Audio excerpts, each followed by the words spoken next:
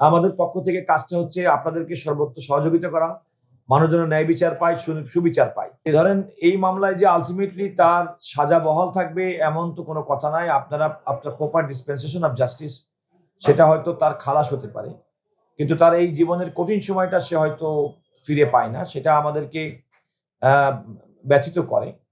তবে আমাদেরও চেষ্টা থাকবে যে যত দ্রুত সম্ভব এই সমস্ত মামলাগুলো নিষ্পত্তি করার জন্য। কারণ আমাদের লক্ষ্য এবং উদ্দেশ্য কোনো ব্যক্তিকে অন্যায়ভাবে আটকে রাখা না।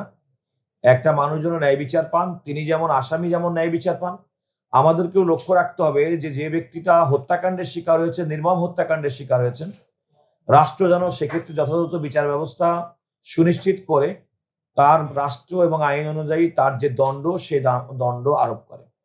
এবং এই সমস্ত মৃত্যুদণ্ড দেওয়ার ক্ষেত্রে আমার মনে হয় যে আমাদের যারা বিচার কার্যে সম্পৃক্ত, যারা প্রসিকিউশন টিম এবং যারা ডিফেন্স লয়ার, তাদের পক্ষ থেকেও কোর্টকে সর্বোচ্চ পর্যায়ে সহযোগিতা করা দরকার।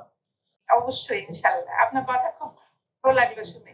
না আমরা চেষ্টা করব। আমাদের কাজ হচ্ছে অ্যাটর্নি জেনারেল সার্ভিসের, আমাদের পক্ষ থেকে কাজটা হচ্ছে আপনাদেরকে সর্বোচ্চ সহযোগিতা করা, মানুষ যেন ন্যায় বিচার পায়, সুবিচার পায়।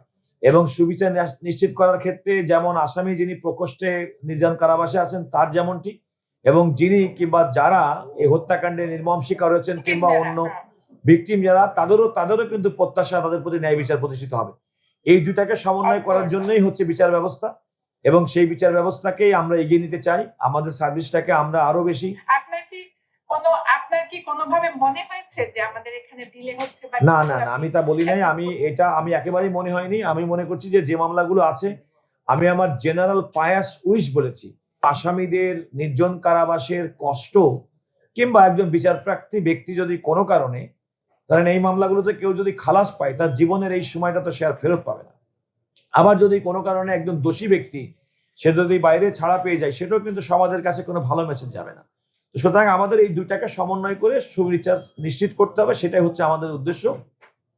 এবং সেক্ষেত্রে অ্যাটর্নি জেনারেল অফিসের পক্ষ থেকে আমাদের সর্বোচ্চ চেষ্টা হবে যে এই প্রপার ডিসপেন্সেশন অফ জাস্টিসের ক্ষেত্রে যেন আমরা আরো বেশি সক্রিয় ভূমিকা পালন করতে পারি।